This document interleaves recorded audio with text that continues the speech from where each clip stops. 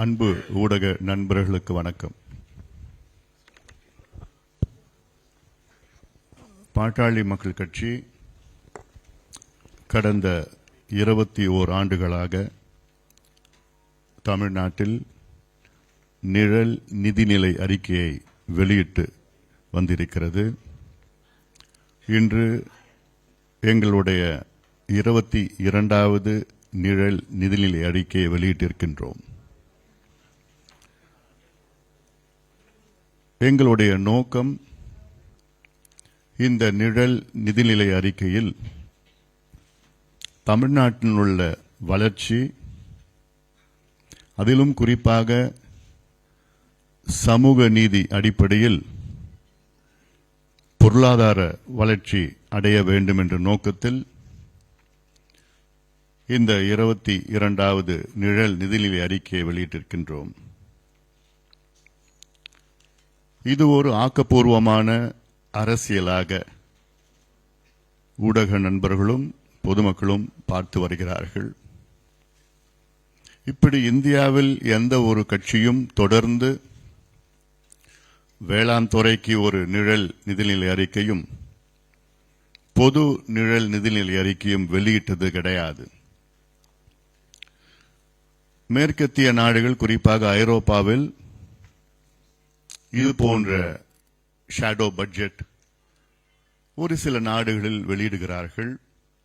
அங்கே ஆக்கப்பூர்வமான அரசியல் நடைபெற்றுக் கொண்டிருக்கிறது, விவாதங்கள் நடைபெற்றுக் கொண்டிருக்கிறது. அந்த நோக்கத்தில்தான் இன்று நாங்கள் எங்களுடைய நிழல் நிதிநிலை அறிக்கை வெளியிட்டிருக்கின்றோம். இது கிட்டத்தட்ட ஒரு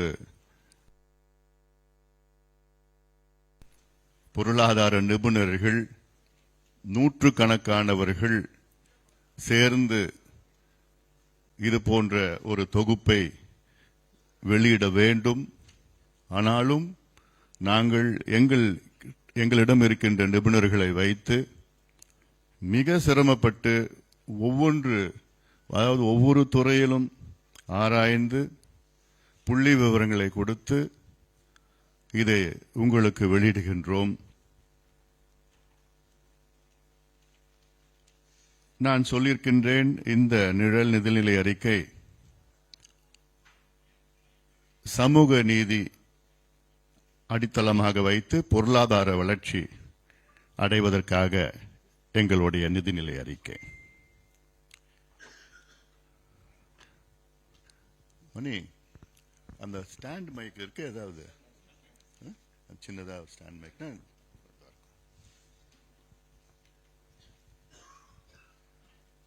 இதில் முக்கிய அம்சங்கள், ஏன்னா நாங்கள் ஆண்டுதோறும் ஊடக நண்பர்கள் மத்தியிலே வெளியிடுறோம். எங்களுக்கு ஆசை, இது போன்ற சட்டமன்றத்திலே வெளியிட வேண்டும் என்று எங்களுக்கு ஆசை இருக்கிறது, மக்களுக்கும் ஆசை இருக்கிறது. அது நிச்சயமாக விரைவில் நடக்கும்.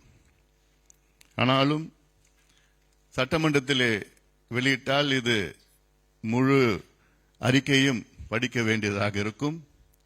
ஆனால் இது உங்கள் முன் வெளியிடுவதால் முக்கிய அம்சங்களை தொகுத்து சுருக்கமாக உங்களுக்கு நான் விளக்கிச் சொல்கின்றேன். ஆனாலும் இது மிக தெளிவான ஒரு ஆவணமாக நீங்கள் பார்க்க வேண்டும். நீங்கள் வீட்டுக்கு சென்று எடுத்து இது படியுங்கள், படித்து பிறகு கேள்விகளும் கேளுங்கள். காரணம், இது ஒட்டுமொத்த தமிழ்நாட்டினுடைய வளர்ச்சி, ஒவ்வொரு துறை எப்படி இருக்க வேண்டும், எப்படி வழிநடத்த வேண்டும் என்று இந்த எங்களுடைய நிழல் நிதிநிலை அறிக்கையில் இருக்கிறது.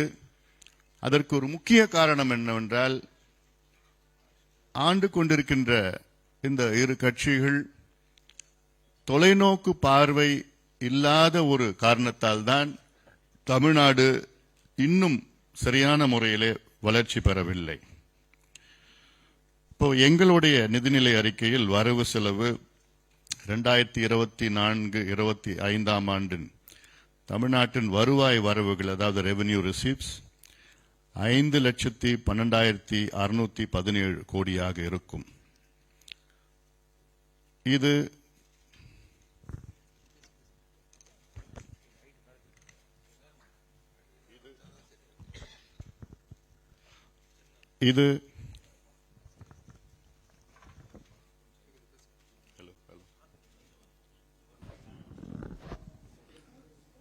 ஹலோ,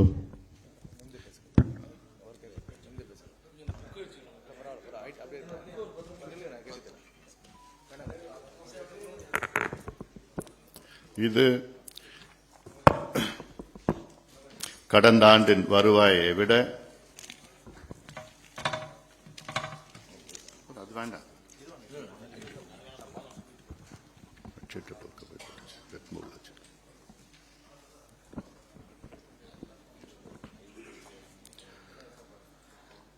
கடந்த ஆண்டின் வருவாயை விட 1,94,146 கோடி அதிகமாக இருக்கும். அதற்கு ஒரு முக்கிய காரணம் இருக்கிறது. அதில் கனிம வளங்கள் சிறப்பான முறையிலே கையாள்வதன் மூலமாக வரி அல்லாத வருவாய், அதாவது நான் டாக்ஸ் ரெவென்யூ 2,180,000 கோடி ஈட்ட திட்டம் வகுக்கப்பட்டிருப்பதால் இந்த அளவிற்கு அதிக வருவாய் சாத்தியமாகிறது.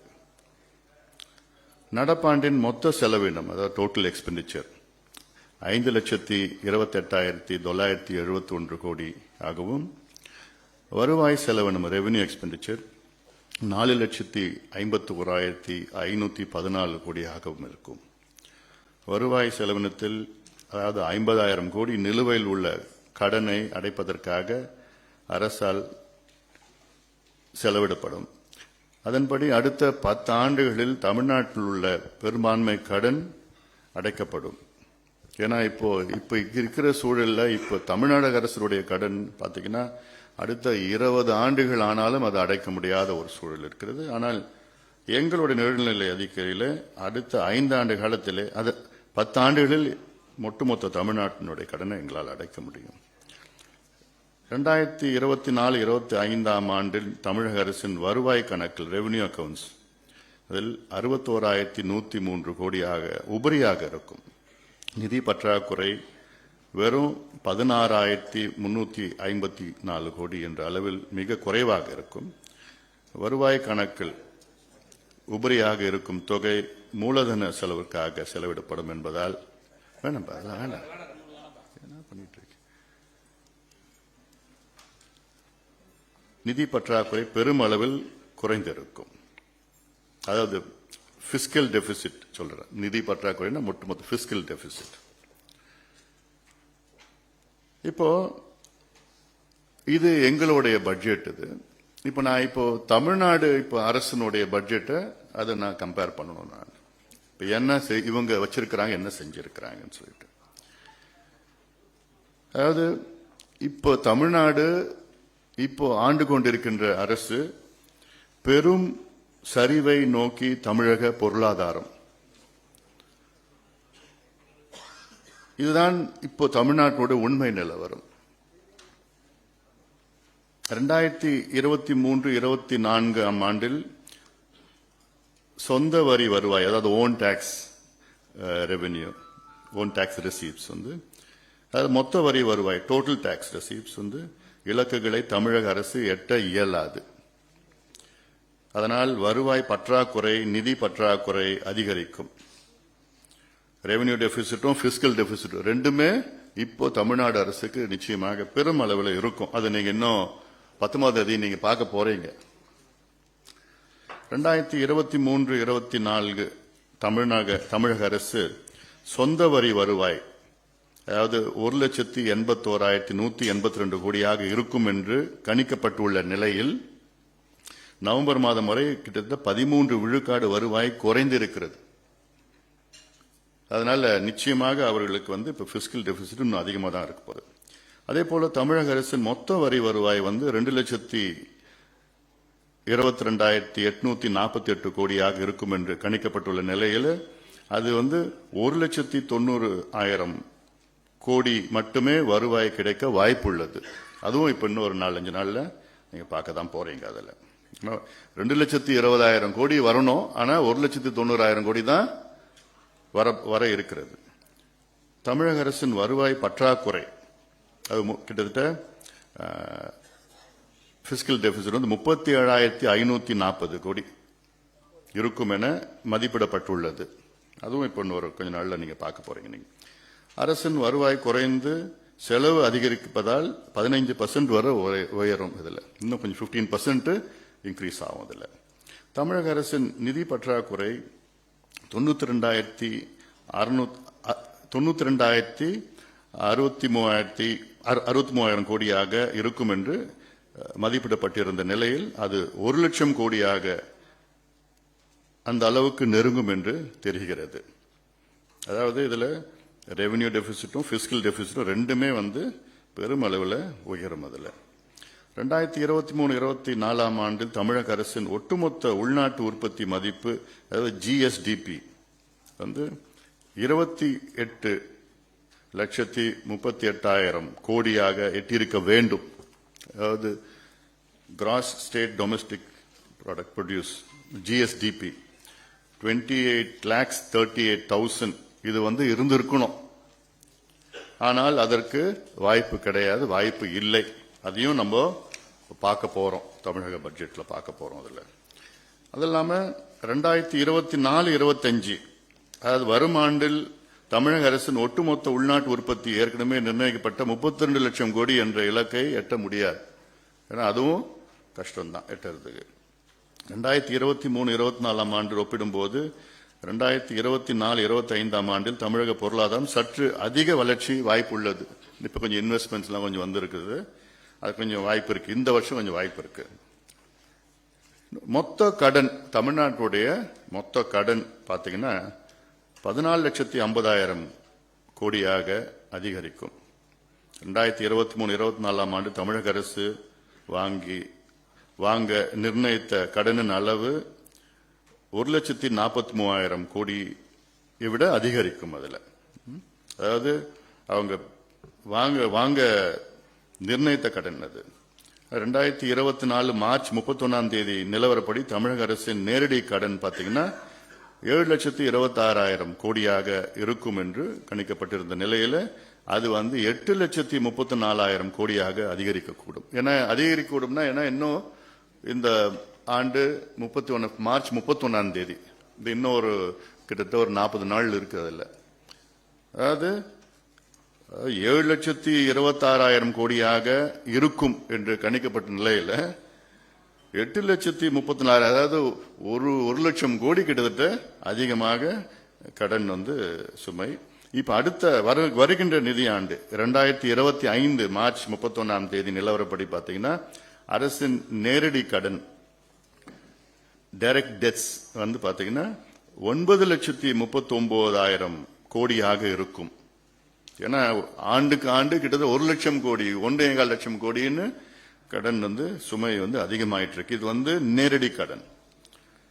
இதெல்லாமல் பொதுத்துறை நிறுவனங்களுடைய கடன் பாத்தீங்கன்னா ஒரு 5,11,000 கோடி ஆக இருக்கும். ஆக இது ரெண்டுத்தையும் சேர்த்தீங்கன்னா பாத்தீங்கன்னா 14,50,000 கோடி ரூபாய் தமிழக அரசினுடைய கடன், மொத்த கடன். இப்படி 14 லட்சம் கோடி ஒரு மாநிலம் கடன் சுமையில் இருந்ததுன்னா எந்த அளவுக்கு எப்படி வளர்ச்சி பெறும், என்ன வளர்ச்சி திட்டங்கள் இவங்களால கொடுக்க முடியும்? நிச்சயமாக முடியாது. அதனால இதுல இந்த நேரடி கடனுக்கு வட்டி மட்டும் பாத்தீங்கன்னா 75,120 கோடி. அது இல்லாமல் பொதுத்துறை நிறுவனங்களுக்கு கடன் வட்டிக்கு 43,435 கோடி. ஏன்னா மொத்தம் 1,18,555 கோடி வட்டி மட்டும் ஆண்டுதோறும் கட்ட வேண்டியதா இருக்கு. என்ன பண்றாங்கன்னா கடன் அடைப்பதற்கு வட்டியை வாங்கி கடன் அடைச்சிட்டு இருக்கிற சூழல் வந்துட்டு இருக்குது. இப்போ இதுல இப்போ என்னன்னா சிக்கன நடவடிக்கை. இது திருப்பி எங்க பட்ஜெட்டுக்கு நாங்க வரோம். அதுக்கு என்ன செய்யணும்? இப்ப நான் பேசுனது தமிழ்நாடு பட்ஜெட். இப்போ எங்க பட்ஜெட்டுக்கு நான் வரோம். என்ன செய்யணும்? சிக்கன நடவடிக்கைகள் எடுத்துனா கிட்டத்தட்ட 15% அந்த செலவுகளை குறைக்கலாம். அதுல அமைச்சர்கள் விமான பயணம், ஆடம்பர விடுதிகள், அந்த விடுதிகளை தங்கறதுக்கு தடை, அப்புறம் மகிழுந்துகள், இதெல்லாம் அதெல்லாம் இருக்கு. அதுல அது இல்லாம 2 லட்சம் கோடி வரி இல்லாத வருவாய் ஈட்ட திட்டம், அதுதான் எங்களுடைய இந்த ஆண்டுடைய மைய கருத்து. அதுல கடந்த ஆண்டு தமிழ்நாடு அரசின் வரி இல்லாத வருவாய், நான் டாக்ஸ் ரெவென்யூ, அதில் 18,940 கோடி மட்டுமே. அதாவது நினைச்சு பாருங்க, நான் டாக்ஸ்னா இந்த கனிம வளம், இந்த மணல், அப்புறம் இந்த கிரானைட், தாது மணல், இதெல்லாம் தமிழ்நாடு அரசுக்கு வருவாய் பார்த்தீங்கன்னா 18,000 கோடி தான். உங்க மனசாட்சிக்கு தெரியும் அது தப்பு, உண்மை இல்லைன்னு தெரியும் உங்களுக்கு. ஏன்னா அதெல்லாம் கொஞ்சம் சரி செய்து, சிக்கனப்படுத்தி சரி செய்து அது பண்ணா நிச்சயமாக எங்களை பொறுத்த வரைக்கும் எங்க பட்ஜெட்ல அதுல 2,180 கோடி வருமானத்தை ஈட்ட முடியும், அதுல உயர்த்த முடியும். கிரானைட், தாது மணல் விற்பனை மூலமாக 1,15,000 கோடியும், மணல் இறக்குமதி, செயற்கை மணல் விற்பனை ஆகியவற்றின் மூலம் 40,000 கோடி ஈட்டப்படும். பொதுத்துறை நிறுவனங்கள் லாபத்தில் இயங்க செய்வதன் மூலமாக 25,000 கோடி அதுல மிச்சப்படுத்த முடியும், சேமிக்க முடியும், அதிகப்படுத்த முடியும். அதெல்லாம் ஏன்னா இன்னைக்கு பொதுத்துறை நிறுவனங்கள் எல்லாம் ரொம்ப மோசமான ஒரு சூழல்ல இருக்கு. அது போக்குவரத்து துறையோ மின்சாரத்துறையில அது பல சீர்திருத்தங்கள் செய்யலாம், அழகா செஞ்சுட்டு போலாம் அதுல. ஆனா இப்ப அது செய்யறது கிடையாது. ஏன்னா அவங்க ஒவ்வொரு அமைச்சரும் அவங்களுக்கு ஒரு நிர்ணயம், இது நீங்க இவ்வளவு எலெக்ஷன்ல செலவு பண்ணணும், இப்படி பண்ணணும்னு ஒண்ணு. அதனால இவங்க எப்படி நேர்மையான முறையில செயல்படுவாங்க, எப்படி அடிக்கணும், எப்படி சுரண்டணும் தான் பார்த்துட்டு இருக்கிறாங்க. அதனால ஒரு நேர்மையான நிர்வாகம் எங்களால கொடுக்க முடியும். அந்த நிர்வாகத்தில் இவ்வளவு சீர்திருத்தங்கள் செய்ய முடியும், செய்து தமிழ்நாட்டினுடைய வருவாயை பெருக்க முடியும், தமிழ்நாட்டு மக்களுக்கு இந்த கடன் சுமையிலிருந்து மீள முடியும். ஏன்னா அவங்களுக்கு நான் இப்ப இன்னும் சொல்லிட்டேன் என்னென்ன அவங்களுக்கு நன்மைகள், இதனால் நன்மைகள், மக்களுக்கு நன்மைகள் வரப்போகுதுன்னு. இதுல 1,80,000 கோடி அளவுக்கு கூடுதலாக வருவாய் ஈட்டுவதன் மூலமாக வரி இல்லாத வருவாயின் அளவு கிட்டத்தட்ட 2 லட்சம் கோடி என்ற அளவை எட்டும். அப்புறம் சமூக நீதி, இந்த ஆண்டு எங்களை பொறுத்த வரைக்கும் சமூக நீதி சிறப்பாண்டு. 2024-25 ஆண்டு சமூக நீதி சிறப்பாண்டாக கடைபிடிக்கப்படும். தமிழ்நாட்டில் ஜூலை 25 சாதிவாரி மக்கள் தொகை கணக்கெடுப்பு தொடங்கப்படும். ஏற்கனவே உங்களுக்கு தெரியும், பீகார்ல நடத்தி முடித்து அதன் பிறகு கர்நாடகாவில் 2015 நடத்தினாங்க, ஆந்திராவில் இப்போ நடத்திட்டு இருக்கிறாங்க, ஒரிசாவில் அறிவிச்சிருக்கிறாங்க, நடத்திட்டு இருக்கிறாங்க. இப்ப அடுத்தது தெலுங்கானாவில் இப்ப கொஞ்ச நாள்ல அறிவிக்க போறாங்க. அந்த வகையில் தமிழ்நாட்டில் ஜூலை 25 சாதிவாரி கணக்கெடுப்பு நடத்தப்படும். சாதிவாரி கணக்கெடுப்பின் முடிவில் அனைத்து சாதிகளுக்கும் தனி இடஒதுக்கீடு வழங்கப்படும். அதல்லாமல் ஒவ்வொரு பிரிவும் எம்பிசினா கூடுதலாக இடஒதுக்கீடு, பிசினா கூடுதலாக இடஒதுக்கீடு கிடைக்கும், எஸ்சி எஸ்டி தாழ்த்தப்பட்ட சமுதாயம் பழங்குடி மக்களுக்கு கூடுதலாக இடஒதுக்கீடு வழங்கப்படும். அதெல்லாம் பிற்படுத்தப்பட்டோர் ஆணையத்தின் அறிக்கை பெறப்பட்டு எம்பிசியில் வன்னியர் உட்பட்ட அனைத்து சமுதாயங்களுக்கு உள் ஒதுக்கீடு வழங்கப்படும். தமிழ்நாட்டில் 1989 ஆண்டிற்கு பிறகு இது வரையிலான 35 ஆண்டுகளில் இடஒதுக்கீட்டின் பயன்கள் குறித்து வெள்ளை அறிக்கை வெளியிடப்படும். அப்புறம் மதுவிலக்கு, போதை ஒழிப்பு, இது எல்லாமே நான் இந்த புத்தகத்தில் எல்லாமே விழாவரியா இருக்கு, எலாபரேட்டா இருக்குது. இல்ல ஒவ்வொரு துறைக்கும் என்னென்ன செய்யணும், எவ்வளவு புள்ளி விவரங்கள், அது எப்படி செயல்படுத்தணும்னு எல்லாமே இருக்கு. நான் உங்களுக்கு ஜஸ்ட் ஒரு ஷார்ட்டா நான் கொடுக்குறேன், பிரீஃபா கொடுக்க போறேன். நான் அவ்வளவுதான் பேசிட்டு இருக்கேன். நான் அவசியமா இதை படிங்க நீங்க. It's fantastic document. கஞ்சா உள்ளிட்ட போதைப் பொருட்கள் ஒழிக்க காவல்துறை தனி பிரிவு தொடக்கம். இப்ப தமிழ்நாட்டில் கஞ்சா சரளமா கிடைச்சிட்டு இருக்கு, எங்க பார்த்தாலும் வித்துட்டு இருக்கிறாங்க. ரொம்ப மோசமான போயிட்டு இருக்கிறோம் நம்ம. கஞ்சா, அபின், காக்கேன், ஹெரோயின், எல்எஸ்டி, ஆம்பிட்டமின் எல்லாமே அமெரிக்காவில் என்ன கிடைக்குதோ எல்லாமே இங்க தமிழ்நாட்டில் கிடைச்சிருக்கு. நாளுக்கு நாள் அதிகமாயிட்டு இருக்கு. இது காவல்துறைக்கு தெரியாம யாரும் வைக்க முடியாது, காவல்துறைக்கு தெரிஞ்சுதான் வித்துட்டு இருக்கிறாங்க. ஆனாலும் முதலமைச்சர் இன்னும் நடவடிக்கை சரியான முறையில் எடுக்கல. எடுத்திருந்தாருன்னா இந்நேரம் ஓரளவுக்கு விற்கிறவங்களுக்கு கொஞ்சம் பயம் வந்திருக்கும். ஆனா விற்கிறவங்களுக்கு எந்த பயமும், ஒரு துளி பயமும் இவங்களுக்கு இல்லை, தைரியமா வித்துட்டு இருக்கிறாங்க. ஏன்னா அப்படி பிடிச்சானா கூட 15 நாள்ல வெளியில வந்துடலாம், அந்த நம்பிக்கையில தான் இருக்கிறாங்க அவங்க. அதனால இது கடுமையான ஒரு பிரிவு, தனிப்பிரிவு தொடங்கும். மே மாதம் 1 முதல் தமிழ்நாட்டில் முழு மதுவிலக்கு நடைமுறைப்படுத்தப்படும். தமிழ்நாட்டில் அனைத்து மது, பீர் ஆலைகள் மூடப்படும். திமுக, அண்ணா திமுக 2 பேரும் வச்சிருக்கிற பீர் ஆலைகள், மது ஆலைகள்லாம் மூடப்படும். குட்காவை தடை செய்ய புதிய சட்டம் இயற்றும்படி மத்திய அரசை தமிழக அரசு வலியுறுத்தும். ஏன்னா இப்ப உங்களுக்கு தெரியும், சமீபத்தில் இங்க சென்னை உயர்நீதிமன்றத்தில் அந்த தடையிலிருந்து கொஞ்சம் விலக்கு வந்திருக்குது. அந்த சட்ட திருத்தம் ஒன்று மத்திய அரசு அது வலியுறுத்தி தான் செய்யணும். அதில் வலியுறுத்தி செய்யப்படும். சமையல் எரிவாயுக்கு கிட்டத்தட்ட 500 ரூபாய் மானியம் வழங்கப்படும். அதாவது 418 ரூபாய்க்கு சமையல் எரிவாயு கிடைக்கும், தமிழ்நாட்டில் கிடைக்கும். அப்புறம் ஏழை குடும்பங்களுக்கு வழங்கப்பட்டு வரும் மாத உரிமை தொகை 1000 2000 உயர்த்தப்படும். முதியோர் ஆதரவற்றோர் உதவித்தொகை 3000 உயர்த்தப்படும். அவங்களுக்கு அவசியமானது. அதெல்லாம் தமிழ்நாட்டில் 70 லட்சம் பேருக்கு முதியோர் ஆதரவற்றோர் உதவித்தொகை வழங்கப்படும். அப்புறம் குழந்தைகளுக்கு தமிழில் பெயர் வைத்தால் 5000 ரூபாய் பரிசு. ஏன்னா இப்ப பெயரெல்லாம் என்னென்னமோ பேர் வச்சுட்டு இருக்காங்க. அதனால மீண்டும் அதை கொண்டு வரும், திட்டத்தை கொண்டு வந்தா பெயர் வைக்கிறதுக்கு இதுவா இருக்கும். அது இல்லாமல் குழந்தைகளுக்கு பெயர் சூட்ட தனி தமிழ் பெயர்கள் பட்டியல் வெளியிடப்படும். அப்புறம் கடைகள் மற்றும் வணிக நிறுவனங்கள் தமிழ் பெயர் பலகை வைத்தால் 1000 ரூபாய் வழங்கப்படும். அப்புறம் தமிழ் வழியில் படித்தோருக்கு உயர்கல்வியில் 30 விழுக்காடு இடஒதுக்கீடு வழங்கப்படும். இது முக்கியமானது. அது தமிழ் வழியில் படிச்சா, ஏன்னா இப்போ வேலை வாய்ப்பு கிடையாது, அந்த மாதிரி சூழல் இருக்கு. அப்புறம் மழலையர் வகுப்பில் இருந்து 8ஆம் வகுப்பு வரை தமிழ் வழி கல்வி கட்டாயமாக்கப்படும். 2024-25ஆம் ஆண்டு 2 லட்சம் பேருக்கு அரசு வேலை. ஏன்னா இப்போ திமுக அரசு ஆட்சிக்கு வருவதற்கு முன்பு பல வாக்குறுதிகளை கொடுத்தாங்க. நாங்க வந்தவுடன் கிட்டத்தட்ட 6 லட்சம் அரசு வேலைகளை நாங்க நியமனம் செய்வோம் அப்படின்னு கொடுத்தாங்க. ஒரு சில 1000 கூட நியமனம் பண்ணல. 3 ஆண்டுகள் முடிய போகுது. நாங்க 6 லட்சம் பணியிடங்கள் அடுத்த 3 ஆண்டுகள், ஒவ்வொரு ஆண்டும் 2 லட்சம் பணியிடங்கள் அதாவது நடப்பாண்டில் 2 லட்சம் பேருக்கு அரசு வேலை வழங்கப்படும். அப்புறம் தமிழக அரசு துறைகளில் 10 ஆண்டுகளுக்கு மேலாக தற்காலிக அடிப்படையில் பணியாற்றி வரும் அனைவருக்கும் பணி நிலைப்பு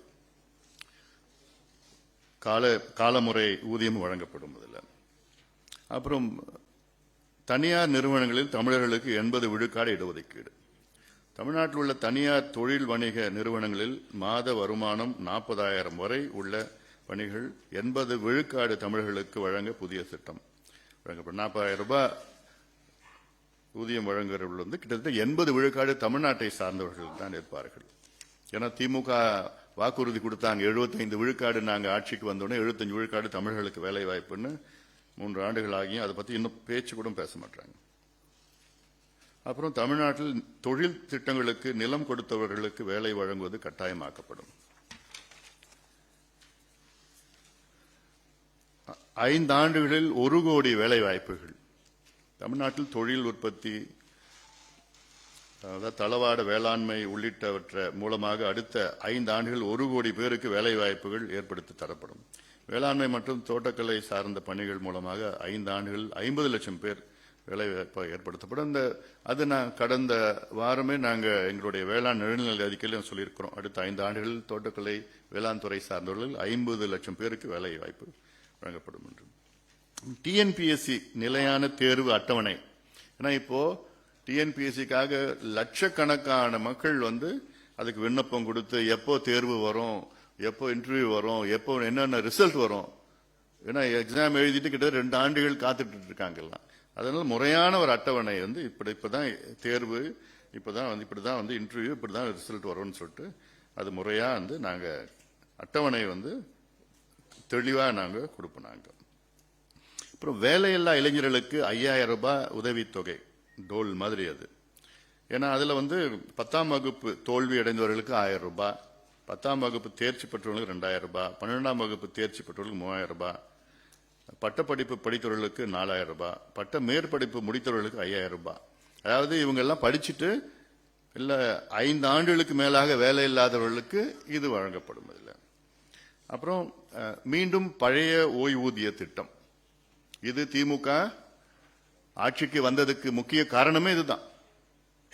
இதை வச்சுட்டு தான் அவங்களுக்கு கிட்டத்தட்ட ஒரு 60 லட்சம் வாக்குகள் வந்தது. இதனால நாங்க ஆட்சிக்கு வந்த உடனடியாக பழைய ஓய்வூதிய திட்டத்தை அரசு ஊழியர்களுக்கும் ஆசிரியர்களுக்கும் நாங்கள் கொடுப்போம் என்று சொன்னார்கள். ஆனால் இதுவரைக்கும் அதை பத்தி பேச்சு கூட கிடையாது.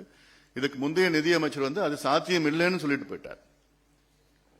ஆனா இன்னைக்கு இந்தியாவில் 7 மாநிலங்கள்ல இது அறிவிச்சிருக்கிறாங்க. மேற்கு வங்கத்தில், இமாச்சல் பிரதேஷ்ல, பஞ்சாப்ல அறிவிச்சிருக்கிறாங்க, சத்தீஸ்கர்ல அறிவிச்சிருக்கிறாங்க, ஜார்க்கண்ட்ல அறிவிச்சிருக்கிறாங்க, சமீபத்தில் கர்நாடகாவில் அறிவிச்சிருக்கிறாங்க. இப்படி அந்த மாநிலங்கள் 7 மாநிலங்கள் அறிவிக்க முடியுதுன்னா தமிழ்நாடு ஏன் அறிவிக்க முடியல? எங்க பட்ஜெட்ல நாங்க அவங்களுக்கு உடனடியாக நாங்கள் கொடுப்போம். அதே போன்று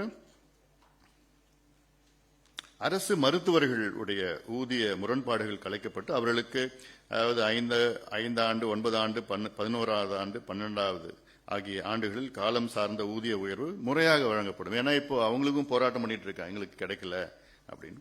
அதே போன்று இடைநிலை ஆசிரியர்கள், பட்டதாரி ஆசிரியர்கள் மற்றும் முதுநிலை பட்டதாரி ஆசிரியர்கள் ஊதிய விகிதங்களில் நிலவும் முரண்பாடுகள் கலைக்கப்படும். அப்புறம் அரசு ஊழியர்கள் மற்றும் ஆசிரியர்களுக்கு 10 ஆண்டுகளுக்கு ஒரு பதவி உயர்வு கிடைப்பது உறுதி செய்யப்படும். கோயம்பேடு பேருந்து முனையம் பூங்காவாக மாற்றப்படும். கோயம்பேடு பேருந்து முனையத்திலிருந்து இயக்கப்படும் பேருந்துகள் முழுமையாக வேறு பேருந்து முனையங்களுக்கு மாற்றப்பட்ட பின் அது பூங்காவாக மாற்றப்படும். அதில் கிட்டத்தட்ட 66.4 ஏக்கர் பரப்பளவில் இது சென்னையிலே பெரிய பூங்கா இந்த பூங்காவை தான் இருக்கும். இந்த பூங்கா வேண்டும் என்று அங்க இருக்கின்ற அனைத்து தரப்பு மக்களுடைய விருப்பம். இது விருப்பம் மட்டும் அந்த பகுதியில் மட்டுமல்ல, சென்னை வாசிகளுடைய விருப்பம். இது நிச்சயமாக மக்களுடைய விருப்பத்தை அரசு ஏற்று இதை பூங்காவாக மாற்றப்படும். அப்புறம் கிளாம்பாக்கத்திற்கு மெட்ரோ ரயில் சேவை, அதாவது இந்த ஆண்டே அதற்கு வேலைகள் தொடங்கப்படும். தமிழக அரசு இந்நேரம் அது தொடங்கி அதற்கு பிறகுதான் இந்த கிளாம்பாக்கத்தில் பேருந்து நிலையத்தை கொண்டு வந்திருக்கணும். எந்த திட்டம் இல்லாம கொண்டு வந்திருக்கிறாங்க. கேட்டா நான் அதிமுக அவங்க தொடங்கினாங்க. அவங்க தொடங்குற திட்டம்லாம் நீங்க எல்லாமே நீங்க அது செயல்படுத்திட்டு இருக்கிறீங்களா என்ன? அதாவது எங்களுக்கு போயிருந்தா கிளாம்பாக்கம் ரீஜனல் மொபிலிட்டி ஹப்னு ஒன்று கொண்டு வரது. அது ஒவ்வொன்றும் ஒவ்வொரு சென்டர். அதுல என்னென்ன இருக்கணும்? இப்ப அங்க மெட்ரோ ரயில் இருக்கு, மெட்ரோ ரயில் இல்ல, அங்க தொடங்கணும். விமான நிலையத்திலிருந்து அங்க கிளாம்பாக்கத்து மெட்ரோ ரயில் உடனடியாக வேகமா அது செயல்படுத்துங்க. ஒண்ணு. ரெண்டாவது, அங்க யூனிட் ட்ரெயின், எலக்ட்ரிக் ட்ரெயின் அங்க நிக்கணும். அது இல்லாமல் பேருந்து வசதிகள், அங்கிருந்து சென்னைக்கு வரதுக்கு பேருந்து வசதிகள் அங்க இயக்கிட்டு இருக்கணும். அது வசதிகள், அதாவது இணைப்பு இல்லாம, கனெக்டிவிட்டி இல்லாம ஏதாவது ஒரு பஸ் ஸ்டாண்டுங்க, அது மாதிரி அதுவும் ஒரு பெரிய ஒரு பஸ் ஸ்டாண்டு தமிழ்நாட்டில் பெரிய பேருந்து நிலையத்தை தொடங்குவாங்களா? திட்டமிடணும் அதுல. ஏன்னா இப்ப இவங்க சொல்லலாம், அவங்க மாத்தி மாத்தி குறை சொல்லிட்டு இருக்கிறாங்க. பாதிப்பு யாருக்குன்னா மக்களுக்கு தான் பாதிப்பாங்க. மக்கள் அங்க போராட்டம் பண்ணிட்டு இருக்கிறாங்க. அது இவங்க அது அரசியல் போராட்டம்னு அங்க போய் அவங்க போய் போட்டோம் பார்க்கலாம். அந்த பஸ்ல போனாதான் அவங்களுக்கு தெரியும். அப்புறம் பேருந்து கட்டணம் உயர்த்தப்படாது. தமிழ்நாட்டில் போக்குவரத்து கழகங்கள் நிர்வாக சீர்திருத்தங்கள் மூலமாக லாபத்தில் இயங்க நடவடிக்கை எடுக்கப்படும். அப்புறம் பறக்கும் சாலை திட்டங்களுக்கு ஜிஎஸ்டி வரி விலக்கு. அதாவது இங்க தாம்பரம், செங்கல்பட்டு 6 வழி உயர்மட்ட சாலை, அப்புறம் மதுரவாயில் திருப்பெரும்புத்தூர் உயர்மட்ட சாலை, மாதவரம் சந்திப்பு வெளிவட்ட சாலை, திருச்சி துவாக்குடி உயர்மட்ட சாலை ஆகியவற்றை ஜிஎஸ்டி வரி விலக்கு. தமிழ்நாட்டில் உள்ள சுங்கச்சாவடிகள் 60 கிலோமீட்டருக்கு ஒரு சுங்கச்சாவடி என்ற அளவில் மாற்றப்படும். அதாவது மத்திய அரசை வலியுறுத்தி அழுத்தம் கொடுத்து தேவைப்பட்டால் நீதிமன்றத்துக்கு சென்று இதை நாங்கள் செயல்படுத்துவோம். அதுல எப்படின்னா, இப்போ இன்னைக்கு 55 சுங்கச்சாவடிகள் தமிழ்நாட்டில் இருக்கு. அப்படி முறையான அங்க சுங்கச்சாவடிகள் வைத்தால் இன்று 55லிருந்து 17 தான் இருக்கும். அதுதான் சட்ட ரீதியில் இருக்கும். 17 அதாவது குறைக்கப்படும். அப்புறம் மின்சார கட்டணம் குறைக்கப்படும். அது எப்படின்னு நீங்க படிங்க. ஏன்னா இப்ப 2 மாதங்களுக்கு ஒரு முறைக்கு பதிலாக மாதம் ஒரு முறை மின் கட்டணம் கணக்கிடப்படும். அப்படி பண்ணாலே பாத்தீங்கன்னா 47 விழுக்காடு ஒவ்வொரு வீட்டுக்கும் மின்சார கட்டணம் குறைக்கப்படும். ஏன்னா இப்போ இதுவும் திமுக உடைய வாக்குறுதி தான். தேர்தலுக்கு முன்பு திமுக அரசுடைய வாக்குறுதி, நாங்க ஆட்சிக்கு வந்தவுடன் மாதம் மின் கணக்கெடுப்பு நடத்துவோம்னு சொன்னாங்க. 3 ஆண்டுகள் ஆகியும் அதை பத்தி மூச்சு கூட விட மாட்டாங்க. காற்றாலை சூரிய ஒளி மின் திட்டங்கள் செயல்படுத்த தனி அமைச்சகம் உருவாக்கப்படும். இது ரொம்ப ரொம்ப முக்கியமானது, ரினியூபிள் எனர்ஜி. ஏன்னா ஏன் இப்போ தமிழ்நாடு அரசுக்கு இப்போ ஏன் அதிக மின்துறை நட்டத்தில் போயிட்டு இருக்குன்னு சொல்லிட்டு இருக்காங்க. இப்ப கடந்த ஆண்டு பாத்தீங்கன்னா 2 முறை மின் கட்டணத்தில் உயர்த்திருக்கிறாங்க.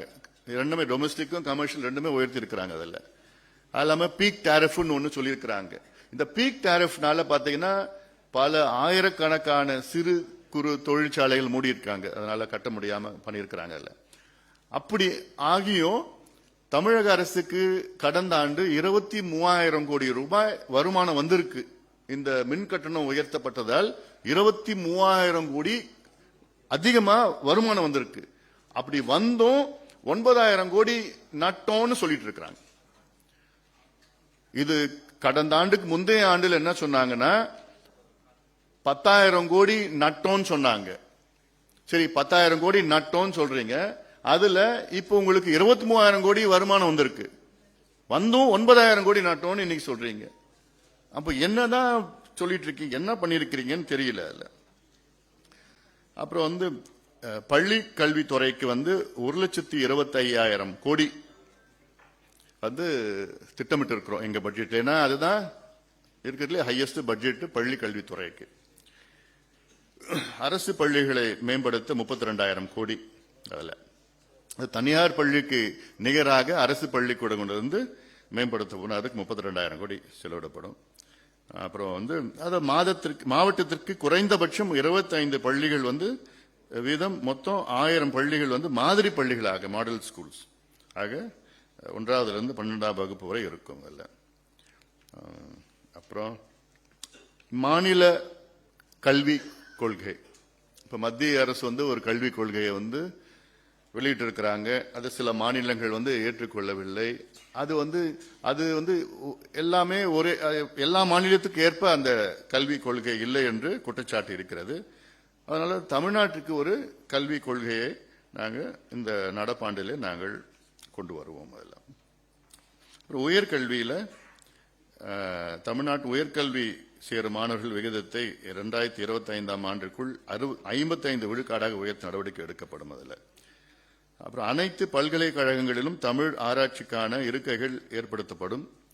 அது இல்லாமல் உலகத்தில் உள்ள பெரிய பல்கலைக்கழகங்கள் அமைக்கப்படும். அதற்கு முழுமையாக தமிழக அரசு நிதி ஒதுக்கீடு அங்கே செய்யப்படும்.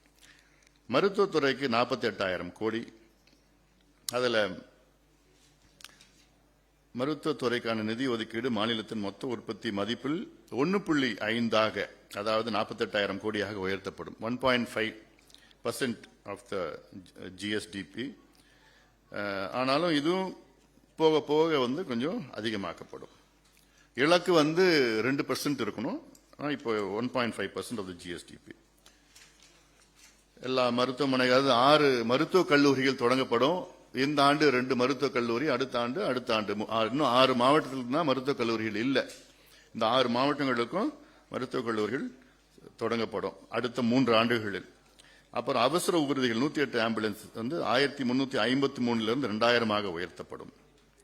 அப்புறம் அனைவருக்கும் ஸ்மார்ட் ஹெல்த் கார்டு வழங்கப்படும். எல்லாத்துக்கும் தமிழ்நாட்டில் உள்ள அனைத்து மக்களுக்கும் வழங்கப்படும். அதில் அவங்களுக்கு ஒரு டேட்டா அப்டேட் பண்ணி முடியும். அப்புறம் ஆண்டிற்கு 1 லட்சம் கோடி தொழில் முதலீடு. 5 ஆண்டுகளில் 5 லட்சம் கோடி தொழில் முதலீடு ஈர்க்கப்படும். இப்போ சமீபத்தில் கூட தமிழக அரசு 5.5 லட்சம் கோடி சொன்னாங்களா, அது புரிந்துணர்வு ஒப்பந்தம் தான். அது எப்போ எவ்வளவு என்ன வரப்போகுதுன்னு யாருக்கும் தெரியாது. ஏன்னா கடந்த காலத்தில் எத்தனையோ லட்சம் கோடி ரூபாய் அந்த அரசு இந்த அரசு எல்லாமே அறிவிப்பு தான் வந்திருக்கு தவிர அதுல யாருமே இது வரைக்கும் வெள்ளை அறிக்கை யாருக்கும் கொடுத்தது கிடையாது. எவ்வளோ புரிந்துணர்வு ஒப்பந்தம் பெறப்பட்டது, எவ்வளோ முதலீடு செய்யப்பட்டதுன்னு இது வரைக்கும் கொடுத்தது கிடையாது. ஆமா, அதுவும் இல்லாம வேலை வாய்ப்பு எவ்வளோன்னு கூட அவங்க இது வரைக்கும் சொன்னதும் கிடையாது. அதனால 4ஆம் தொழில்நுட்ப புரட்சியை சாதகமாக பயன்படுத்திக் கொண்டு வேலை வாய்ப்பும் ஏற்றுமதியும் அதிகரிக்கப்படும். தமிழ்நாட்டில் 5 இடங்களில் ஒருங்கிணைந்த தொழில் மண்டலங்கள் ஏற்படுத்தப்படும். அப்புறம் ஆண்டிற்கு 100 நாட்கள் சட்டப்பேரவை கூட்டம்.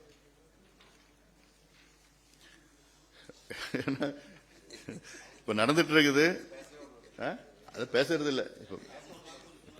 இப்ப இந்த பட்ஜெட் கூட்டத்தில் பாத்தீங்கன்னா ஒரு நாள் தான் பட்ஜெட் பொது நிதிநிலை அறிக்கை விவாதம், ஒரு நாள்.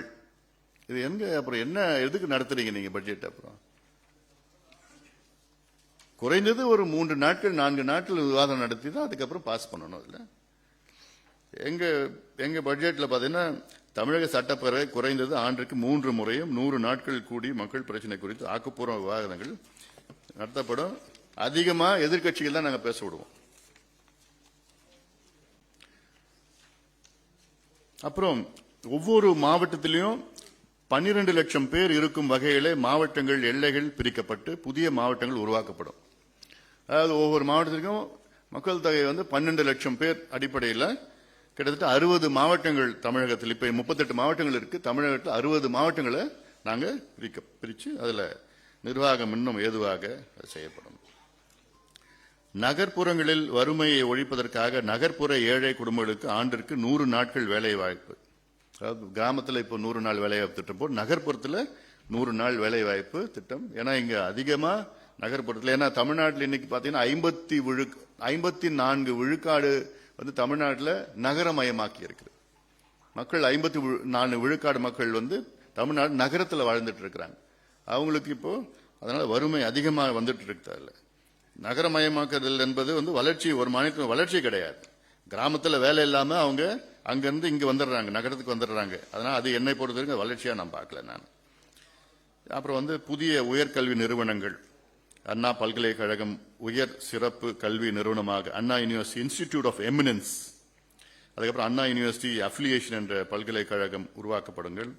அது இல்லாமல் சென்னை பல்கலைக்கழகம் உயர் சிறப்பு கல்வி நிறுவனமாக தரம் உயர்த்தப்படும். தமிழ்நாட்டில் 5 இடங்களில் ஐஐடிக்கு இணையாக தமிழ்நாடு தொழில்நுட்ப கல்வி நிறுவனம், தமிழ்நாடு இன்ஸ்டிடியூட் ஆஃப் டெக்னாலஜி 5 இடங்களில் அமைக்கப்படும். அப்புறம் வலிமையான லோக் ஆயுக்தா, இதுவும் திமுக அரசு உறுதி கொடுத்தது, வாக்குறுதி கொடுத்தது. நாங்க ஆட்சிக்கு வந்த உடனே நல்ல லோக் ஆயுக்தா கொண்டு வருவோம் என்று. எங்க இருக்குதா? இல்ல. கர்நாடகாவில் நல்லா இருக்கு, லோக் ஆயுக்தா இருக்கு. இங்க அவங்க கொண்டு வரல. வலிமையான நேர்மையான நபர்களை இங்கே லோக் ஆயுக்தத்தில் அமர்த்தி, அந்த லோக் ஆயுக்தா முதலமைச்சர்கள் அமைச்சர்கள் யார் வேணாலும் அழைக்கலாம். அவங்க மேல குற்றச்சாட்டு இருந்ததுன்னா அவங்கள அழைச்சு விசாரிக்கலாம். முதலமைச்சர் உள்ளிட்ட அனைத்து அதிகாரிகளையும் அந்த லோக் ஆயுக்தா. பொது சேவை உரிமை சட்டம், இதுவும் திமுக அரசு வாக்குறுதி கொடுத்து 3 ஆண்டுகள் ஆகியும் அதை பத்தி மூச்சு கூட கிடையாது. அதை நாங்கள் நிச்சயமாக கொண்டு வருவோம். இதை நாங்கள் கடந்த 10 ஆண்டுகளாக நாங்கள் சொல்லி வந்துட்டு இருக்கிறோம். பொது சேவை உரிமை சட்டம் வந்ததுன்னா மக்களுக்கு பயனுள்ளதாக இருக்கும். அது அப்புறம் சட்டம் ஒழுங்கு. சட்டம் ஒழுங்குக்காக தமிழகத்தை 4 மண்டலங்களாக பிரித்து ஒவ்வொரு மண்டலத்துக்கும் ஒரு டிஜிபி அளவில் உயர் அதிகாரி, அங்கு முதன்மை அதிகாரி. இப்போ ஐஜி தான் இருக்கிறாங்க. இப்போ நாங்க டிஜிபி அளவில் ஒவ்வொரு மண்டலத்துக்கும், ஏன்னா இப்ப அவ்வளவு பேர் இருக்கிறாங்க, தகுதியானவர்கள் எவ்வளவு பேர் இருக்கிறாங்க, அவங்களுக்கு பிரிச்சு இப்ப தென் மண்டலம்னா தென் மண்டலத்துக்கு ஒரு டிஜிபி முழு அதிகாரம் கொடுத்துருவோம், டிஜிபி கொடுத்துருவோம். அதனால அந்த அளவுக்கு பிரிச்சு இன்னும் கொஞ்சம் பிரிச்சு கொண்டு வருவோம். காவல்துறையினருக்கு 8 மணி நேரம் பணி வரம்பு நிர்ணயிக்கப்படும், அவ்வளவுதான். அது ஏன்னா அதுக்கு மேல நிறைய பேர் காவலர்கள் தற்கொலை செய்து கொண்டிருக்கிற சூழல் அது மாற்றியமைக்கப்பட. இது நிறைய இருக்கு சட்டம் ஒழுங்குல, நீங்க படிங்க. ஏன்னா எனக்கு உங்களுக்கு சுருக்கமா தான் சொல்றேன். உங்க முகத்தை பார்த்தாலே ஒரு மாதிரி சீக்கிரம் முடிக்கிற மாதிரி சொல்றீங்க. இல்ல, நன்றி நன்றி. அப்புறம் மேகதாது அணை தடுக்கப்படும் காவிரியில். அப்புறம் முல்லை பெரியார் அணை அதுல இந்த பேபி அணை கட்டுவதற்கு தான் இப்ப அவங்க தடையா இருக்கிறாங்க. அதுல 15 மரம் இருக்கு. அந்த மரத்தை எடுக்க விட மாட்டாங்க. அதை எடுத்துட்டாங்கன்னா அது இன்னும் கொஞ்சம் வலுப்படுத்தலாம். அதுல அந்த விடமாட்டாங்க. அடுத்த ஓராண்டில் அணையின் நீர் மட்டும் முதல்ல 152 அடியாக உயர்த்தப்படும். அதனால வேளாண் துறைக்கு 60,000 கோடி ஒதுக்கீடு. இதை நான் கடந்த வாரமே நாங்க வேளாண் நிழல்நிலை அறிக்கை வெளியிட்டு இருக்கோம். அது நான் உங்களுக்கு எல்லாம் காப்பி கொடுத்திருக்கிறோம். அது நீங்க படிங்க. ஏன்னா அது பெரிய ரொம்ப ரொம்ப முக்கியமான ஒரு டாக்குமெண்ட். அது வேளாண் துறைக்கு எங்களுடைய நிழல்நிலை அறிக்கை. 60,000 கோடி எப்படி என்னென்ன செலவு பண்ண போறோம், அது கட்டுமானங்கள், வேளாண் ஆராய்ச்சி, வேளாண் கல்வி, அப்புறம் வந்து மானியம், விவசாயிகளுக்கு மானியம், அப்புறம் அதெல்லாம் அது இல்லாம 20,000 கோடி நீர் பாசன திட்டங்களுக்கு தனியாக, மொத்தம் 80,000 கோடி அதுல சொல்லிட்டு பாசன திட்டங்களுக்கு செயல்படுத்த தனி ஆணையம் அமைக்கப்பட்டோம். அதெல்லாம் அதுல வேளாண் அதுல வந்திருக்கு, அதுல வந்திருக்கு. அது மாதிரி சாகுபடி பரப்பு 5 ஆண்டுகள் 40 லட்சம் ஏக்கர் அதிகரிக்கப்படும். ஏன்னா இப்ப இருக்கிற சூழல் பாத்தீங்கன்னா குறைஞ்சிருக்கு இருக்கு. வேளாண் அதாவது வேளாண் சார்ந்த நிலம் வந்து பாத்தீங்கன்னா 12 விழுக்காடு கடந்த 30 ஆண்டுகளில் குறைந்திருக்கிறது. 12 விழுக்காடு 12 விழுக்காடுனா 42 லட்சம் ஏக்கர் வந்து கடந்த 30 ஆண்டுகளில் வந்து அதாவது அக்ரிகல்ச்சரல் யூசேஜ் லேண்ட்னு சொல்றது, அது வந்து மாற்றி வேற யூசேஜுக்காக மாற்றி அமைக்கப்பட்டிருக்கிறது. ஏன்னா இதுல காலநிலை மாற்றம், பருவநிலை மாற்றத்தினால நிறைய பிரச்சனைகள் வருகின்ற காலங்களில் மிகப்பெரிய அளவில் பிரச்சனைகள் வரும். உணவு பற்றாக்குறைனா உணவு வந்து ஷார்டேஜ் கிரைசிஸ் வரப்போகுது. உணவே கிடைக்க போறதில்லை, அந்த அளவுக்கு சூழல் வந்துடும். அதற்கு திட்டமிடுதல் இன்னைக்கே திட்டமிட்டு நல்ல தொலைநோக்கு பார்வைகள் உள்ள திட்டங்களை கொடுக்கணும், வகுக்கணும். ஆனா இவங்க அந்த எண்ணமே இவங்களுக்கு கிடையாது. தொலைநோக்குன்னு அந்த கான்செப்ட் இவங்களுக்கு, தொலைநோக்குன்னு அடுத்த தேர்தல் தான். அடுத்த தேர்தலில் எப்படி ஜெயிக்கலாம் அந்த தொலைநோக்கு தான் இவங்களுக்கு. இவங்களுடைய தொலைநோக்கு அடுத்த 5 ஆண்டுகள் தொலைநோக்கு. ஆனா எங்க பட்ஜெட்ல அடுத்த 50 ஆண்டுகள் தொலைநோக்கு திட்டங்கள் எங்க பட்ஜெட்ல நாங்க போட்டுட்டு இருக்கிறோம். நாங்க அப்புறம் அரிசி விலையை கட்டுப்படுத்த கிலோவுக்கு 15 ரூபாய் மானியம். இப்ப அரிசி விலை ஏறி இருக்கு, அது உங்களுக்கு தெரியும் நினைக்கிறேன். முதல்ல 6 ரூபாய் ஏத்தினாங்க, இப்ப 12 ரூபாய் ஏறி இருக்குது.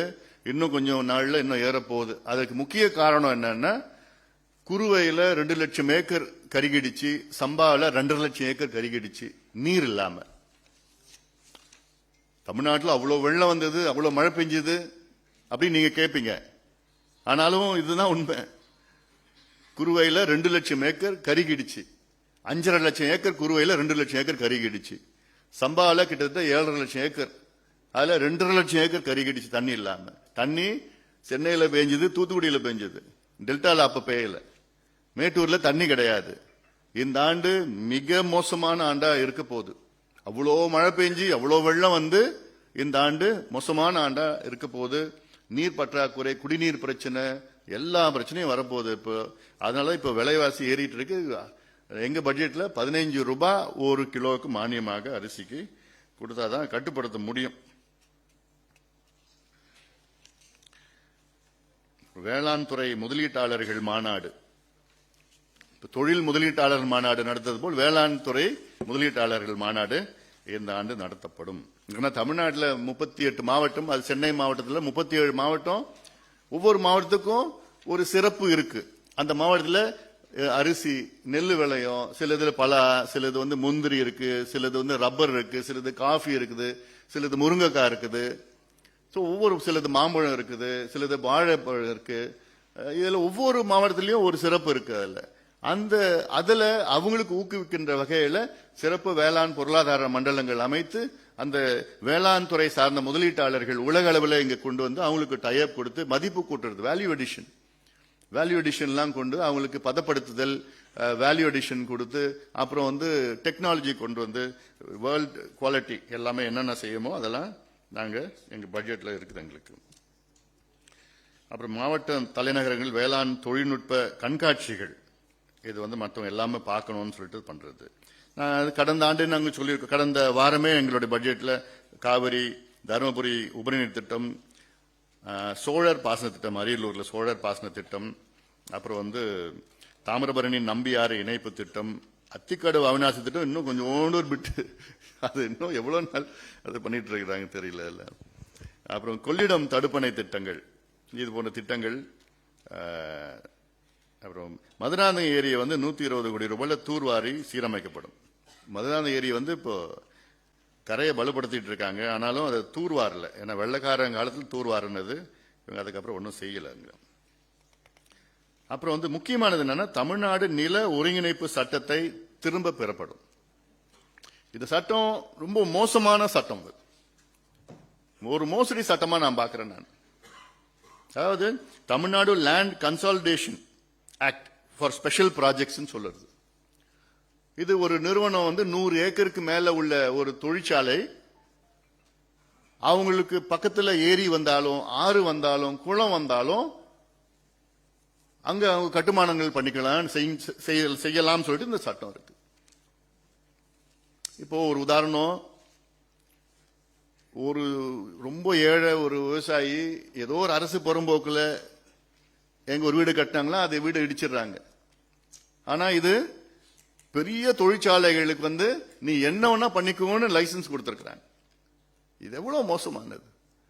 நாளைக்கு நமக்கு ஏரி இப்ப ஏற்கனவே பாத்தீங்கன்னா கிட்டத்தட்ட 27,000 ஏரிகள் இன்னைக்கு காணாமல் போயிடுது. 27,000 ஏரிகள் முழுமையா பாத்தீங்கன்னா 5,000 ஏரிகள் இல்ல, மீதி ஏரிகள்லாம் குறைஞ்சிருக்கு. இப்ப அங்கங்க ஒரு இருக்கு. இது மாதிரி விட்டுட்டீங்கன்னா இன்னும் மோசமா எல்லாத்தையும் காணாம போயிடும், எல்லா ஏரிகளும் காணாம போயிடும். அப்புறம் இந்த காவிரி பாதுகாக்கப்பட்ட வேளாண் மண்டலம் 9 மாவட்டங்களுக்கு விரிவாக்கம் செய்யப்படும். அது எக்ஸ்ட்ரா பாத்தீங்கன்னா கூடுதல் பாத்தீங்கன்னா இங்க கடலூர் மாவட்டம், அதுக்கப்புறம் திருச்சி மாவட்டம், கரூர் வரைக்கும், புதுக்கோட்டை ஏற்கனவே வந்திருக்குது, கரூர் வரைக்கும் போவோம்.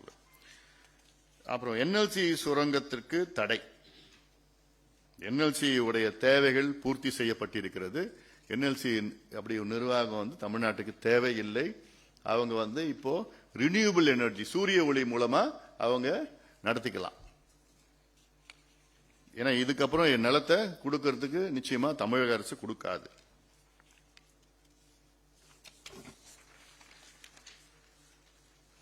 அப்புறம் சிப்காட் உள்ளிட்ட எந்த தொழில் திட்டத்திற்கும் வேளாண் விளைநிலங்கள் கையகப்படுத்தப்படாது. இது ஒரு டீட்டெயில்டா இருக்குது. இதுல ஏன் என்ன காரணங்கள்லாம் இருக்கு. அப்புறம் காலநிலை செயல் திட்டம், காலநிலை மாற்றத்தை கட்டுப்படுத்தும் நோக்கில் தமிழக நகரங்களுக்கான காலநிலை செயல் திட்டம், Tamil Nadu urban areas climate action plan. அதுக்கு என்னென்ன செய்ய போறோம், என்னென்ன இருக்கு, எல்லாமே நம்ம பண்ணியிருக்கிறோம். நாங்கள் அதுக்கப்புறம் பல்வேறு தரப்பினருடைய நலன், பிற பிற்படுத்தப்பட்ட வகுப்பினருக்கான கிரீமி லேயர் முறையை நீக்க வேண்டும், ஓபிசி உடைய கிரீமி லேயர் முறையை நீக்க வேண்டும் என்று மத்திய அரசை நாங்கள் தொடர்ந்து வலியுறுத்துவோம். அந்த இடைக்காலத்தில் பார்த்தீங்கன்னா இப்ப 8 லட்சம் ரூபாய் உச்சவரம்பு இருக்கிறது. அதை 16 லட்சம் ரூபாய் ஆக உயர்த்த அனைத்து மற்ற மாநிலங்களில் சேர்ந்து நாங்கள் அழுத்தம் கொடுத்து மத்திய அரசை அழுத்தம் கொடுப்போம். தாழ்த்தப்பட்டோர் மற்றும் பழங்குடியினர் மாணவ மாணவிகளுக்கு கல்வி உதவித்தொகைக்கான நிதி ஒதுக்கீடு 50 விழுக்காடு அதிகரிக்கப்படும். பெண்களுக்கான திருமண வயதை 21 உயர்த்துவதற்கான சட்ட முன்வரைவை விரைவாக நிறைவேற்றும்படி மத்திய அரசை தமிழ்நாடு அரசு கேட்டுக்கொள்ளும். ஏன்னா ஆணுக்கும் பெண்ணுக்கும் 2 பேருக்கும் 21 வயது தான் திருமண வயதாக இருக்க வேண்டும் என்று பாட்டாளி மக்கள் கட்சியினுடைய கொள்கை முடிவு. அதற்கு மத்திய அரசை தொடர்ந்து அழுத்தம் கொடுப்போம். அப்புறம் தமிழ்நாட்டில் அங்கீகரிக்கப்பட்ட பத்திரிகையாளர்கள் அனைவருக்கும் 90 விழுக்காடு மானியத்தில் மடிகணினி வழங்கப்படும். நீங்க 5,000 ரூபாய் கட்டினா போதும். பத்திரிகையாளர்களுக்கு நிறைய இருக்கு. இது சும்மா நான் சுருக்கமா நான் சொல்லியிருக்கிறேன். நான் இதுல ஊடக நண்பர்களுக்கு கிட்டத்தட்ட 20 ஆண்டுகள் ஊடகத்துறையில் செயல்பட்டா அவங்களுக்கு 20,000 ரூபாய் பென்ஷன் கிடைக்கும் மாதம் மாதம். 2024-25 ஆண்டில் பாட்டாளி மக்கள் கட்சியின் பொது நிழல் நிதி அறிக்கையில் மொத்தம் 120 தலைப்புகளில் 463 யோசனைகள் தெரிவிக்கப்பட்டுள்ளன. இந்த நிழல் நிதிநிலை அறிக்கையை தமிழக அரசும் பொதுமக்களும் பெரிதும் பயனுள்ளதாக இருக்கும் என்று நான் நம்புகின்றேன். ஏன்னா இதை ஏதோ ஆண்டுதோறும் ஏதோ பாட்டாளி கட்சி செய்யறாங்க, ஏதோ ஒன்று வெளியிடுறாங்க, அதுக்கு அன்னைக்கு ஒரு நாள் அவ்வளவுதான், ஒரு நாள் செய்தி அப்படின்னு இருக்கக்கூடாது. ஏன்னா எங்களுக்கு உணர்வுபூர்வமா இதெல்லாம் நாங்கள் கொண்டு வரோம். எங்களுடைய நோக்கமே என்னன்னா இந்த யோசனைகளை தமிழக அரசு எடுத்துக்கொள்ள வேண்டும். அது எந்த அரசா இருந்தாலும் சரி. 22 ஆண்டுகளாக நாங்க வெளியிட்டு வரோம். அதே வேளையில் இதுல நாங்க அரசு அதிகாரிகள்கிட்ட நாங்க கொடுக்க போறோம். எங்க சட்டமன்ற உறுப்பினர் மூலமாக நாங்க கொடுப்போம், அதிகாரிகள் கொடுப்போம், மற்ற கட்சிகள் எல்லாருக்கும் நாங்க கொடுக்க இருக்கின்றோம். ஏன்னா இது பயனுள்ளதாக இருக்குது. இல்ல ஒவ்வொன்றுத்துக்கும் ஒவ்வொரு துறைக்கும் என்னென்ன இருக்கு, யார் யாருக்கு எப்படி செய்யணும், எல்லாமே இருக்கு. தமிழுக்கு என்னென்ன செய்யணும் எல்லாம் விலாவரியா இருக்கு. நான் உங்களுக்கு சுருக்கத்தை மட்டும்தான் நான் சொல்லியிருக்கிறேன். தயவு செய்து நீங்க படிங்க, உங்களுடைய ஊடக நண்பர்களுக்கு இதை கொடுங்க. அது இல்லாம உங்களுடைய அங்க ஊடக அங்க அலுவலகத்துக்குள்ள இதெல்லாம் கொஞ்சம் அதிக அளவில் கொடுத்து அவங்களாம் படிச்சு எங்களை கேள்வி கேளுங்க. எப்படி நீங்க செய்யணும், எப்படி செய்ய போறீங்க, எங்களை மட்டும் கேள்வி கேட்காதீங்க. தமிழக அரசு கேள்வி கேளுங்க, அரசியல் கட்சிகளை கேள்வி கேளுங்க. ஏன்னா இது பொதுவானது, தமிழ்நாட்டின் வளர்ச்சிக்காக பொதுவான ஒரு செயல் திட்டமா, பட்ஜெட் ஆனாலும் இது ஒரு செயல் திட்டமா கொள்கை முடிவுகள் அதை பார்க்கணும். ஏன்னா கடந்த காலத்தில் தமிழ்நாட்டின் முன்னேற்றத்திற்காக பாட்டாளி மக்கள் கட்சியின் உடைய பங்களிப்பு மிகப்பெரிய அளவில் பங்களிப்பு. பல உதாரணங்கள் என்னால் சொல்ல முடியும். இப்போ காவிரி டெல்டாவை பாதுகாக்கப்பட்ட வேளாண் மண்டலமா அறிவிக்க செய்யறது பாட்டாளி மக்கள் கட்சி. இன்னைக்கு மதுவிலக்கு கொள்கை எடுத்துக்கங்க, பாட்டாளி கட்சி எங்களுடைய மருத்துவர் ஐயா அவர்கள் 44 ஆண்டு காலமாக இன்னைக்கு போராடலன்னா இன்னைக்கு தமிழ்நாட்டில் மது விலக்கை பற்றி ஒருத்தரும் பேசியிருக்க மாட்டாங்க. அந்த மாதிரி எண்ணம் வந்திருக்காது. இன்னைக்கு எல்லா கட்சிகளும் தமிழ்நாட்டில் நாங்களும் மதுவிலக்கு கொள்கை ரீதியில் ஏற்றுக்கொள்கின்றோம், திமுக அண்ணா திமுக உட்பட ஏற்றுக்கொள்கின்றோம் என்று அந்த மனநிலையை கொண்டு வந்தது பாட்டாளி மக்கள் கட்சி தான். இன்னைக்கு நுழைவுத் தேர்வு ரத்து செய்தது. இன்னைக்கு தமிழ் கட்டாயமாக குறைந்தது ஒரு பாடமாக கட்டாயமாக ஆக்க வேண்டும் என்று 2006 அன்றைய அரசிடம் வலியுறுத்தி சட்டத்தை கொண்டு வந்தது. தமிழ் கட்டாயமாக முழுமையிலும் தமிழ் ஆரம்ப கல்வியிலிருந்து ஆராய்ச்சி கல்வியை தமிழ் கொண்டு வரணும்னு தொடர்ந்து தமிழுக்காக சமச்சீர் கல்வி அப்படின்னு ஒரு வார்த்தை சொன்னது பாட்டாளி மக்கள் கட்சி தான். காலநிலை மாற்றம்னா எந்த கட்சியாவது பேசுறாங்களா? குளோபல் வார்மிங், கிளைமேட் சேஞ்ச்னா யாராவது தெரியுதா? அதை பத்தி பேசுறாங்களா? அதனுடைய விளைவுகள் என்னன்னு 20-30 ஆண்டுகளாக சொல்லி வருகிறோம். புகையிலை பொருட்கள் எதிர்த்து இன்னைக்கு சட்டங்கள் எல்லாம் கொண்டு வந்திருக்கிறோம். இதெல்லாம் வேற யாரும் செஞ்சிருக்க முடியாது. எல்லாம் முடிச்சிடறேன். சரி, கிளம்புனா கிளம்புங்க. சட்டசபையில் போய் அங்க பேசி அப்படியே பதிவு பண்ணி ரெக்கார்டில் வரணும். அது அப்படியே சொல்லிட்டா கேட்டுப்பாங்க அவங்க, நீங்க என்னென்ன பேசுறீங்களோ கேட்டுவிட்டாங்க சட்டசபையில். அதான் பேசவே விடறதில்ல, துடிச்சிட்டு இருக்கிறாரு. கிளம்பு, போறதா கிளம்புங்க. அப்படி இவ்வளோ கொள்கை முடிவு, இவ்வளோ மாற்றங்கள், எல்லாத்துக்கும் மேல சமூக நீதி. எங்க ஐயா இல்லைன்னா இன்னைக்கு சமூக நீதி தமிழ்நாட்டில் பிச்சை எடுத்துட்டு இருப்போம். ஐயாவில தான் இன்னைக்கு சமூக நீதி மக்களுக்கு கிடைச்சிட்டு இருக்கு. இல்லைன்னா அதை பத்தி என்னன்னு கூட யாருக்கும் தெரிஞ்சிருக்காது, கேட்கறதுக்கு ஆள் இல்லை. இன்னைக்கு மத்திய அரசுல ஓபிசி 27% இடஒதுக்கீடு வந்ததுக்கு காரணமே ஐயா தான். ஐயா அன்னைக்கு போய் இந்த யூபிஏ மீட்டிங்ல சண்டை போடலன்னா இன்னைக்கு அதை பத்தி முடிச்சிட்டு இருப்பாங்க. இன்னைக்கு வரைக்கும் வந்திருக்காது. ஓபிசி 27% கல்வி நிலையங்கள் வந்திருக்காது. அதுல தாழ்த்தப்பட்ட சமுதாயத்துக்கு இன்னைக்கு இந்திய அளவில் மருத்துவ படிப்புல இடஒதுக்கீடு கிடைச்சதுன்னா ஐயாவில தான். இன்னைக்கு எம்பிசின்னு ஒன்று வந்தது ஐயாவில தான். இஸ்லாமியர்களுக்கு இடஒதுக்கீடு ஐயாவில தான் வந்திருக்கு. அருந்ததிற்கு உள் ஒதுக்கீடு ஐயாவில வந்திருக்குது. 6 இடஒதுக்கீடுகள். அதான் சமூக நீதி. எதிர்த்தாலும் பாட்டாளி கட்சி முன்னிலையில் இருக்கிறது. நீர் மேலாண்மை நாங்க தொண்டை தண்ணி வத்தி 20 வருஷமா பேசினது பிறகுதான் இப்ப அதை பத்தி இந்த 2 கட்சிகளும் பேசிட்டு இருக்கிறாங்க. அதை பத்தி அவங்களுக்கு கவலையே கிடையாது. அதான் சொல்லிட்டேனே, அவங்களுடைய நோக்கம் அடுத்த தேர்தல், எங்களோட நோக்கம் அடுத்த தலைமுறையை காப்பாற்ற வேண்டும். திட்டமிடுதல், அந்த அளவுக்கு திட்டமிடுதல் எங்களுக்கு வேணும். அது அந்த நோக்கத்துல தான் இது போன்ற ஆவணங்கள், பாட்டாளி மக்கள் கட்சி இது போன்ற ஆவணங்கள். இது பட்ஜெட்டை விட்டுடுங்க. பட்ஜெட் இல்லாம நாங்கள் ஒவ்வொன்றுக்கும், கல்விக்கும், சுகாதாரத்துக்கும், வேலை வாய்ப்புக்கும், சுற்றுச்சூழலுக்கும், தொழில் வளத்திற்கும் எல்லாத்துக்கும் கிட்டத்தட்ட 36 ஆவணங்கள் வெளியிட்டு இருக்கிறோம். நாங்க நாம் விரும்பும் சென்னைன்னு ஒரு ஆவணம் வெளியிட்டோம். சென்னை எப்படி இருக்கணும்னு ஆவணம் வெளியிட்டோம்.